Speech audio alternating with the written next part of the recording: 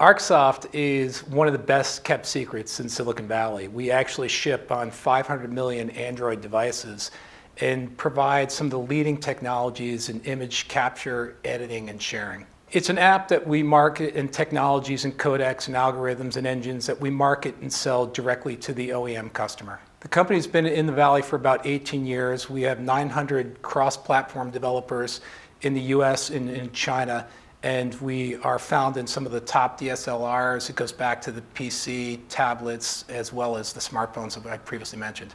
I think the biggest challenge that we're all facing, and I think our general thesis is this: there's a ubiquity of cameras on the market. There's cameras everywhere you go.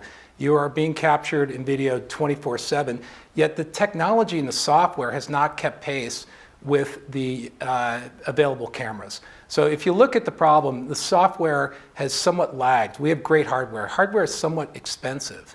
And at ArcSoft, our belief is that the software should provide for a better imaging experience as well as the management of those images after they've been captured. Here's where we think it can improve. I'd start with the image quality. If you look at images that are shot, and there's so many images that are posted, we have a generation of millennials that are constantly posting every behavior of every day. Low light, out of focus, faces out of registered, red eye, people are blinking, looking away. There's no need for that anymore with today's technology. All those images should be automatically improved through interpretation and understanding of the data. So the DSLR has a relatively small processor. We worked very well with Nikon, Olympus, and Canon to really refine the efficiencies of our algorithms. When you take that and put it on a smartphone and you have a quad-core processor like the Snapdragon, you can imagine the incremental improvement there. So we'd start with that. So the improvement of every image should be a good image. There's no reason to miss it. I see out-of-focus pictures. I see pictures with people photobombing that don't want it in the background. I see terrible profile pictures on LinkedIn and Match.com. Today's technology should prevent that. So that's a whole area of image capture. Then if we look at the cloud.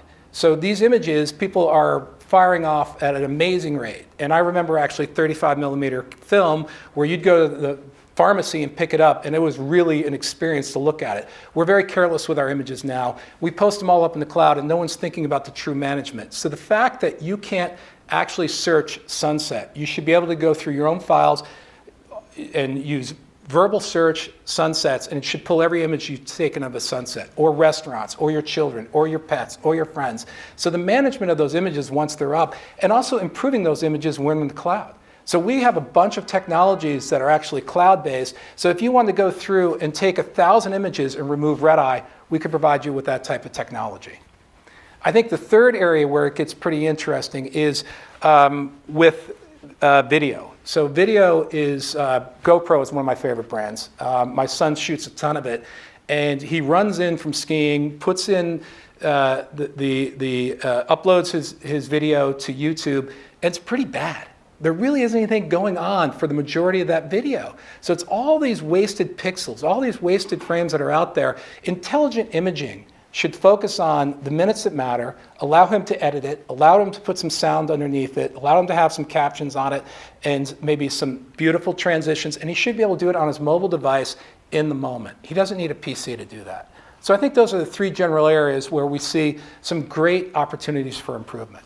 Is the overall quality of photography going up? I would probably say no. I think that with the proliferation of smartphones, we've gotten very careless, and you have a lot of flash, bounce back, as I said, out of register, things in the background. The images aren't carefully curated. I think when you're shooting with a DSLR camera, you tend to compose your images a little bit more carefully versus 20 or 30 shots when you're out in the evening with a group of friends. So I think the esteem of the images has decreased with the ease of which we can take these images.